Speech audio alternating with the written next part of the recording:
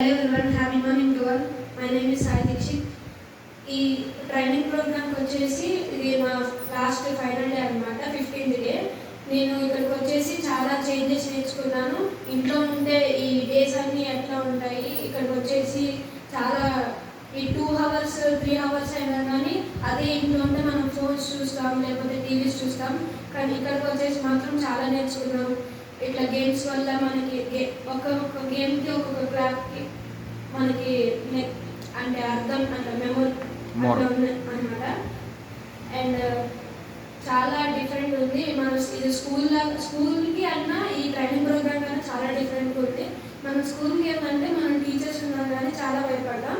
ఇక్కడికి వచ్చిన నేను ఫస్ట్ డే మాత్రం నేను 20 seconds 30 seconds మాట్లాడాను. దాని తర్వాత నేను 5th 6th డేస్ నుంచి నా మీద నాకు కాన్ఫిడెన్స్ వచ్చింది. అంటే ఇట్లా ఎంతసేపు అయినా మాట్లాడగలను. ఇప్పుడు నాకు ఈ మైక్ నాకు వస్తే ఎంతసేపు అయినా నాకు కావాలని అనిపించేది. కానీ ఫస్ట్ 5 days మాత్రం వామ్మో నాకు చాలా భయం వేసేది అనమాట.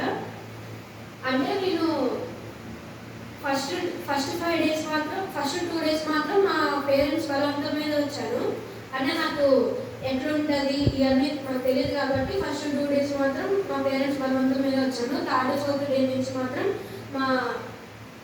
మా సొంతంగా మాకు ఇష్టపూర్తిగానే వచ్చాను అనమాట. అండ్ ఇక్కడ claps different 15 daysలో 15 types of claps games ఉంటాయి. ప్లస్ రోజుకు ఒక పీపీటీ చూపిస్తారు సార్. ఆ పీపీటీ వెనకాల అర్థం అని చెప్తారు. మన లైఫ్లో ఇలా ఉండాలి, వేరే వాళ్ళతో ఇట్లా కమ్యూనికేషన్ చేయాలి, ఇట్లా అందరితో మాట్లాడాలి, మన చుట్టాలతోనైనా ఇట్లా మన బంధువులతోనైనా మాట్లాడాలి. ఇంట్లోకి వస్తే ఇంట్లోకి వెళ్ళాక ఎక్కువ ఫోన్స్ చూడకూడదు. ఫోన్స్ చూస్తే ఇట్లా మనకేమన్నా ఇట్లా హెల్త్ డిసీజ్ అట్లా వస్తాయన్నమాట అని చెప్పారు. అండ్ ఇంకా మనం ఎప్పుడు స్మైల్ చేస్తూనే ఉండాలన్నమాట, లేకపోతే మనకి హార్ట్ అటాక్ బీపీ ఇట్లా వస్తూ ఉండాలన్నమాట.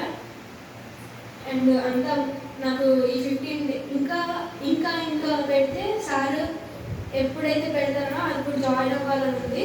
ఎందుకంటే ఈ 15th డే లాస్ట్ డే కాబట్టి నాకు ఇట్లా అందరితోటి ఇట్లా వెళ్ళిపోతున్నా అని చాలా బాధగా ఉంది. ఎందుకంటే అందరితోటి ఇప్పటి వరకు మనకి రిలేషన్ అనేది వచ్చింది కదా, ఫ్రెండ్షిప్ అనేది అయింది కదా. అందుకే మన ఫ్రెండ్షిప్ మొత్తం ఇప్పుడు మనకి 10th class దాకా మన ఫ్రెండ్స్ అనేది ఉంటారు స్కూల్లో.